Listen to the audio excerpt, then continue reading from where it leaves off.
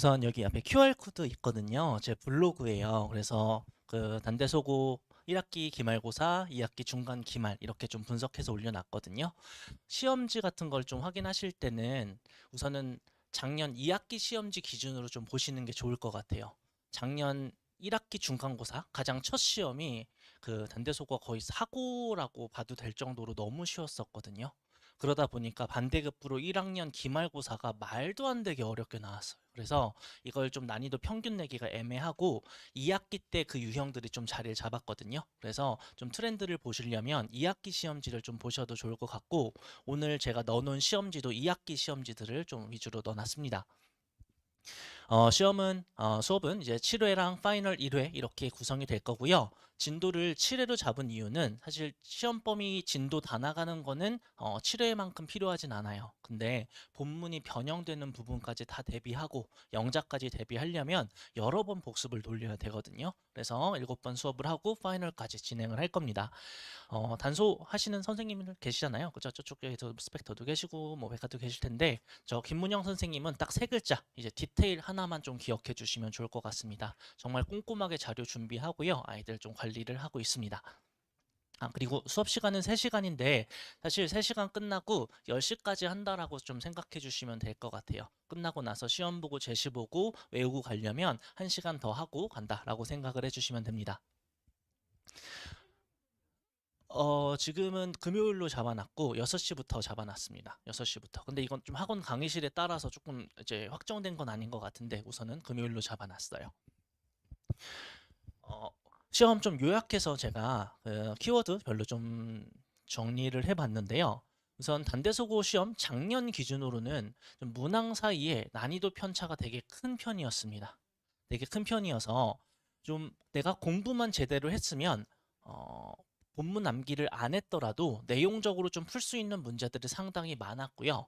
그리고 보통 고등학교 때 킬러 문제라고 하면 어법, 오류, 모두 고르시오가 있잖아요. 근데 이게 비중이 굉장히 적은 학교예요. 그래서 그 작년에 단대소고에서 그 단대부고에서 단대소고로 넘어오신 새로 선생님께서 수업을 하셨는데, 기본적으로 문법 문제에 대한 좀 강조를 좀 덜 하시는 선생님이었거든요. 그래서 그 문법 문제도 보통 시험당 하나밖에 안 나와요. 그러니까 아이들 입장에서는 문법 문제에 대한 부담은 사실 그렇게 크지 않은 학교고요. 그리고 문법 문제를 내실 때도 막 어렵고 디테일한 부분보다는 기본적인 문장 구성 원리 위주로 좀 내신다. 그래서 문장을 읽는 힘이 있으면 좀 대처가 가능한 문제다라고 말씀을 드릴 수 있습니다.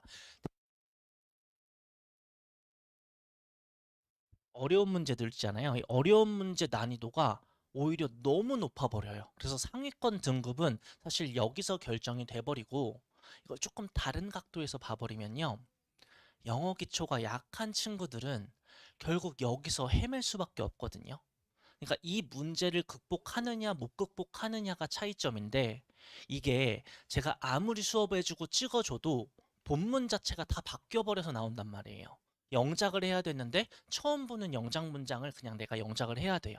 이런 거는 제가 아무리 뭐 작두를 타더라도 똑같은 문장을 찍을 수는 없거든요. 그래서 기본 실력의 유무에 따라서 사실은 이 상위권은 갈려버리는 지점이 분명히 있습니다. 그래서 이런 차이가 좀 존재하고요. 대신 공부만 열심히 하면 어느 정도 등급까지는 커버가 되는 학교다라고 생각을 하시면 될 것 같아요. 그래서 전체 문항 중에 한 절반 정도가 본문이 일부 또는 전부 다 변형이 됩니다. 선생님께서 바꿔 쓰신다라고 할 수는 없고요. 그냥 요새 AI 활용해서 좀 적어주시는 것 같아요. 그래서 AI로 지문을 바꿔서 적극적으로 좀 활용이 되는 부분도 있고요.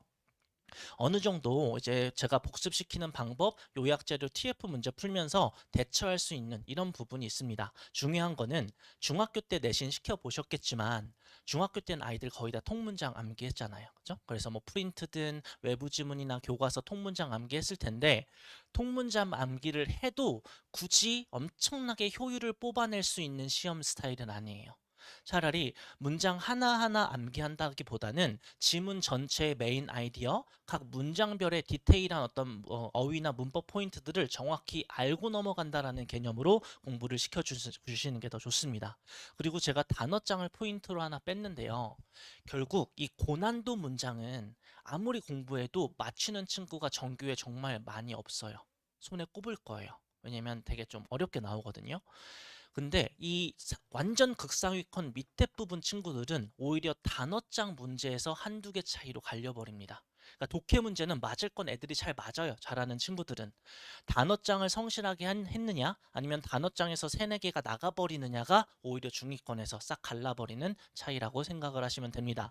문학 난이도는 높지는 않지만 그래도 단어장에 예문이 나오다 보니까 시험 전주에는 커버를 못해요. 그래서 미리미리 좀 성실하게 공부한 친구들이 그래도 단어장은 잘 풀 수 있습니다. 좀 구체적 유형들 한번 말씀드릴게요.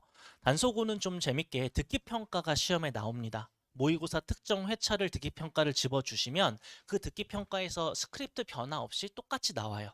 그래서 듣기평가도 제가 이렇게 스크립트 만들어서 TF 문제까지 다 만들어 주거든요. 그래서 이 정도 공부하면 딱히 뭐 그냥 어렵지는 않게 풀 수 있는 이 부분이고요. 공부를 정말 안 한다, 정말 배쨌다 하면 듣기에서도 실수가 나올 수는 있어요. 근데 우선은 다 맞아야 하는 이런 문제입니다. 그리고 그 다음에 이제 순서 삽입 무관한 문장 이런 게 있어요. 그래서 아이들이 혹시 고1 모의고사 같은 거 풀어봤으면 익숙한 유형일 겁니다. 무관한 문장, 순서 ABC 배열하는 거, 문장 삽입하는 그냥 모의고사 유형인데요. 여기서 좀 특기할 만한 왔다 갔다 하네요. 자, 본문이 그 변형이 돼요. 그러니까 지문 있는 그대로 문장 삽입 순서를 배열하는 게 아니라 선생님께서 글을 새로 쓰십니다. 그래서 이런 부분에 대해서 어떻게 보면 약간 모의고사스럽게 문제가 풀리는 유형이 이거고요. 근데 그렇다고 해서 공부를 할 필요가 없느냐? 그건 아니에요. 결국 본문을 새로 쓰시더라도 글의 주제랑 문장별 메시지는 바뀌지 않기 때문에 그렇습니다. 그래서 제가 말씀드릴 수 있는 부분은 결국 이런 흐름 문제, 글의 순서를 잡는 문제는 내가 문제를 직접 풀어보고 틀려보면서 외우는 게 가장 빨라요. 단순히 지문을 암기하는 게 아니라 글의 흐름을 잡아놓는 게 되게 중요합니다. 그 중에서 제가 조금 아이들에게 많이 강조하는 부분은 이 문제예요. 문장 배열 모의고사라고 써 있잖아요. 이게 뭐냐면 시험 범위 지문이 있으면 첫 문장 A를 주고요. 뒤에 문장을 한 문장씩 순서 배열하게 시키는 문제예요. 그러니까 딱 보시면 알겠지만 어렵겠죠. 시험 전범위의 문장을 하나하나씩 다 배열하는 건 절대 쉽지 않습니다. 그래서 아이들이 좀 많이 힘들어하니까 이렇게도 줘요. 우리말까지 같이 섞어서 주는 문제도 있고 여기 숫자 보시면 8번 적혀져 있죠. 그죠? 제가 4세트, 8세트 아이들이 될 때까지 다 만들어 줍니다. 이 정도 그래도 마스터하게 되면 머릿속에 글의 흐름이 한 문장씩 싹 들어있어요. 한 문장씩 싹 들어있어서 위에 같은 이런 흐름 문제를 풀 때 상당히 조금 편하게 풀 수 있고요. 빠르게 풀릴 때는 한 10초? 한 뭐 10초 정도면 다 풀 수가 있습니다. 그리고 이런 순서 문제는 제가 매주 시험을 보거든요. 매주 누적으로 이 순서 문제가 계속 나가요. 그래서 아이들 입장에서는 계속 복습할 수 있게끔 시키고 있고요. 자, 대입 파악 문제입니다. 물어보기도 하고요. 요약문에 들어가는 빈칸 문제예요. 본문이 바뀌더라도 글의 주제는 바뀌지 않는다고 말씀드렸잖아요. 그래서 지문을 거의 안 읽고 선지만 읽고 풀 수 있는 맞춰야 하는 유형이고요. 여기서 변수는 아이들의 어휘력입니다. 선지 속에서 내가 모르는 단어가 있거나 선지 해석을 못하면 틀려요. 근데 여기서 틀려버리면 조금 치명적으로 등급에 작용을 하게 됩니다. 그래서 이런 문제들이 구성되어 있고요. 저는 어떻게 대비를 시키냐면 여기 보시면 여기 한번 읽어보시겠어요? 이게 뭐 경력을 시작했음 보이죠? 제가 전지문을 음슴체로 다 요약을 해줘요. 그래서 아이들 입장에서는 공부를 진짜 더럽게 안 한다. 그러면 요약문이라도 제발 읽어라 라고 제가 빌어요. 그리고 잘하는 친구들은 내용 정리할 겸 읽겠죠. 그래서 제가 전지문 이런 음슴체로 다 써주고요. TF 문제 한글로 다 만들어서 내용 디테일하게끔 파악하게 다 만들고 변형 문제까지 풀립니다. 이 정도 하면 대입파악 문제는 어느 정도 다 커버가 됩니다. 그리고 예요. 이 유형들을 조금 보시면 좋을 것 같습니다. 이 유형이 올해도 아마 좀 정돈돼서 나올 건데 기본 베이스는 예문이에요. 예문 속에 들어가는 표제어랑 그 예문을 매칭하는 식으로 문제가 나옵니다. 영영풀이도 이렇게 나오기도 하는데 엄청 어려운 패턴은 아니에요. 어려운 패턴은 서답형 1, 2번입니다. 앞에 있는 여기 주어진 예문들은 단어장에서 제시되는 예문들이에요. 근데 서답형에 있는 여기 있는 문장은 아이들이 처음 보는 글입니다. 그러니까 시험장에서 이 문장은 처음 보는 거예요. 뭐 제가 이건 뭐 찍으려도 찍을 수가 없어요. 그리고 이걸 읽고 여기서 들어가는 단어를 여기서 찾아 썼어야 돼요. 이게 2학기였고요. 1학기 기말고사 제가 어려웠다고 말씀드렸잖아요. 그때는 여기 보기 어휘도 없었어요. 아무 단어도 안 주고 여기에 들어갈 단어를 넣으라는 게 시험이었어요. 말도 안 되죠. 이런 식으로 내버렸던 적도 있습니다. 근데 이제는 이 유형으로 좀 정착하신 것 같아요. 그래서 단어장 공부 조금 이렇게 시켜주셔야 되고요. 저 같은 경우도 단어장 전범위, 예문, 표제어, 자료 다 만들어주고 이렇게 객관식 문제까지 예문 다 만들어줘요. 아이들이 풀 때까지 계속 보고 매주 시험도 봅니다. 아이들 성적 같은 거 이렇게 다 확인하실 수 있게 매주 제가 전달 드리고요. 자, 빈칸 문제입니다. 빈칸 문제 같은 경우도 본문이 변형되다 보니까 빈칸에 들어가는 선지 내용도 다 변형이 돼요. 지문 내용을 제대로 알고 문장별의 디테일이 잡혀 있으면 어렵지는 않은 문제입니다. 아까 말씀드린 한 문장 배열을 통해서 충분히 대비가 가능은 하고요. 저는 추가적으로 어떻게 대비를 시키냐면 모든 문장들을 3개 버전씩 패러프레이징을 해서 줘요. 어차피 본문이 바뀌잖아요. 그러면 각 문장별로 이 똑같은 내용을 바꿔서 읽을 수 있게 패러프레이징 된 자료를 전 지문을 다 주는 거예요. 사실 조금 영어 못하는 친구들이 다 소화는 힘듭니다. 그 친구들은 딴 거 하기도 바빠요. 근데 극상위권 친구들은 이거 읽고 나면은 머릿속에 좀 글의 흐름이나 아니면 문장별의 어떤 대처할 수 있는 능력 이런 것들이 좀 많이 좀 올라가더라고요. 그래서 좀 상위권을 위한 자료다라고 생각을 해주시면 됩니다. 그래서 문법 얘기도 좀 말씀드릴게요. 그래서 문제는 지문이 똑같이 나오면 지문이라도 외워서 문제를 푸는데 지문이 다 바뀌어요. 그러니까 어떻게 보면 모의고사 어법 문제랑 똑같습니다. 모의고사는 어법 문제 하나 푼다라고 생각을 해 주셔야 되고요. 저도 아무리 찍으려고 해도 뭐 어떤 지문을 어떻게 바꿀지 예측하는 건 사실 거의 불가능해요. 기본적으로 그래서 이런 부분에 대처를 하려면 아이들의 기본 어법 문제 풀이 실전 실력이 필요한 건 어쩔 수가 없습니다. 근데 여기서 포인트는 어쨌든 문장 구성, 기본적인 문장을 어떤 볼 수 있는 힘이 좀 필요하다. 이거 말씀을 드릴 수 있고요. 조금 더 첨언을 하자면 저는 공부에서 우선순위를 조금 잡아주시는 게 필요한 것 같아요. 그러니까 제일 속상할 때가 전 이럴 때거든요. 지금 맞아야 되는 문제들 위에 순서 문제, 빈칸 문제, 제목 문제 맞춰야 되는데 그거 다 틀리고 있으면서 문법 공부하고 있는 친구들이 제일 깝깝해요, 사실. 그 친구들은 남들 다 맞는 문제부터 먼저 다 맞춰놔야 되잖아요. 우선 그거부터 할 수 있게 만드는 게 1번이고 그게 이제 내 공부 스타일, 공부 방식으로 되면 이 문법 문제까지도 대비하는 방향으로 가주셨으면 좋겠어요.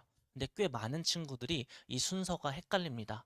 지금 맞아야 될 문제도 못 맞추면서 영작하려고 막 왔다 갔다 하고 있어요. 그러지 말고 필요한 부분부터 순서대로 공부할 수 있게끔 하는 게 어떻게 보면 차근차근 등급을 올릴 수 있는 방법이고요. 자, 서답형 유형도 이렇게 갖다 놨습니다. 여기 있는 문제들이 가장 어려운 문제예요. 가장 어려운 문제예요. 그래서 보면 주어진 어휘들을 가지고 이렇게 영작하는 문제들이 보통 킬러 문제로 나옵니다. 그리고 마지막 문제 같은 경우는 특정 조건 같은 걸 되게 구체적으로 주실 때도 있어요. 예를 들어서 더비교급을 활용해서 영작을 해라. 아니면 어떤 조건을 주고 영작을 해라. 이렇게 하는데 이 영작 문장이 지문에 있는 내용이랑 똑같이 나오면 저도 달달달 않게 시킬 것 같거든요. 근데 다 그냥 처음 보는 문장이에요. 이 지문 자체나 적어도 이 부분이 다 새롭게 글이 구성이 되기 때문에 아이들 입장에서는 앞에 쉬운 문제들에서 시간을 다 아끼고 여기서 좀 고민해서 문제를 풀어야 됩니다. 그렇다고 손 놓고 있을 순 없잖아요. 포인트를 선생님께서 강조하실 때가 있어요. 가주어, 진주어, 특정 도치. 그러면 적어도 선생님께서 강조하신 어법 포인트는 제가 영작 연습은 다 시킵니다. 그래서 2학기 중간고사 때 도치, 부정부사 도치를 엄청 강조하셔서 되게 빡세게 시켰는데 그게 그대로 나오더라고요. 그래서 선생님께서 강조하시고 교과서랑 겹치는 내신 어법 포인트들 이 부분은 영작을 다 추가로 시키고요. 그리고 조금 더 제가 시키는 방법은 전체 시험 범위에 있는 문장 중에서 특정 문법 포인트들이 있는 문장만 제가 마지막에 다 솔팅해 줘요. 이거 아이들이 하나하나 하려면 시간 정말 많이 걸리거든요. 지문 전체에서 전치사 플러스 관계대명사 있는 문장 몇 개인지 알지도 못해요. 이런 거 제가 마지막에 다 정리해서 복습할 수 있게 만들어 주고요. 그 문장들 중에 중요한 것들은 영작까지 이렇게 직보대 시킵니다. 그렇다고 해도 똑같이는 안 나와요. 대신 이 문장들이 시험에서 활용됐을 때 아니면 비슷한 내용이 나왔을 때 대처할 수 있는 힘은 확실히 더 늘어납니다. 그리고 이제 본문 공부는 이렇게 시켜요. 제 손필기 자료고요. 시험 전지문 제가 이렇게 하나하나 손필기해서 직접 수업을 합니다. 자료를 보실 때 이런 거 보시면 되게 좋아요. 불교재 자료 따로, 모의고사 자료 따로, 교과서 자료 따로. 그렇게 생긴 게 다 다른 이유는 뭐냐면 인터넷에서 파는 데가 달라서 그래요. 그럼 아이들이 각자 다른 자료로 각자 다른 범위를 공부하면 효율이 나올까요? 저는 절대 그렇지 않다고 생각합니다. 저는 전범 빵꾸 안 내고 제가 다 공부시키고요. 이렇게 제가 만든 자료로 수업하고 이걸 가지고 복습시키는 중간평가를 합니다. 지문을 공부하는 기본적인 복습 자료라고 생각하시면 되는데 구성 원리는 이렇게 돼 있어요. 되게 간단합니다. 자, 애국가로 중간평가를 만들어 본 거예요. 그럼 빈칸 뚫려놓고 우리나라 대한민국 대신에 우리나라를 고쳤어야 되잖아요.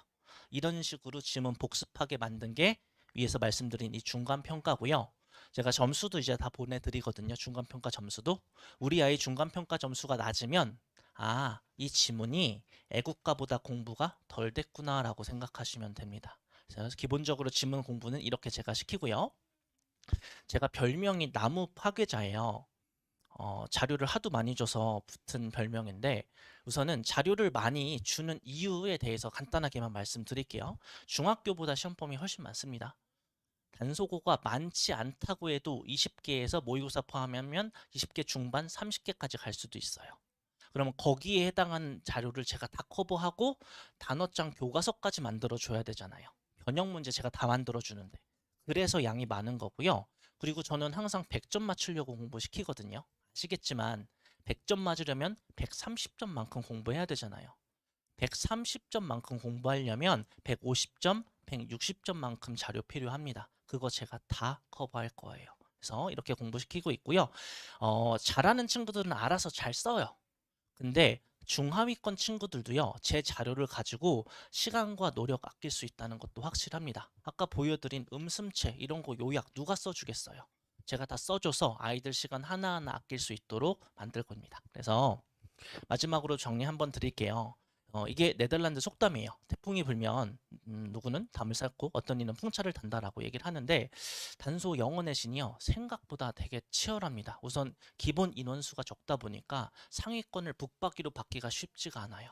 그래서 되게 빡센 이런 태풍을 좀 앞두고 있다라고 생각을 하면 저는 아이들이 그래도 여기서 영어 실력도 함께 올려갈 수 있도록 제가 풍차 쌩쌩 돌아가도록 정성스럽게 자료 준비하고 꼼꼼하게 만들겠습니다. 감사합니다.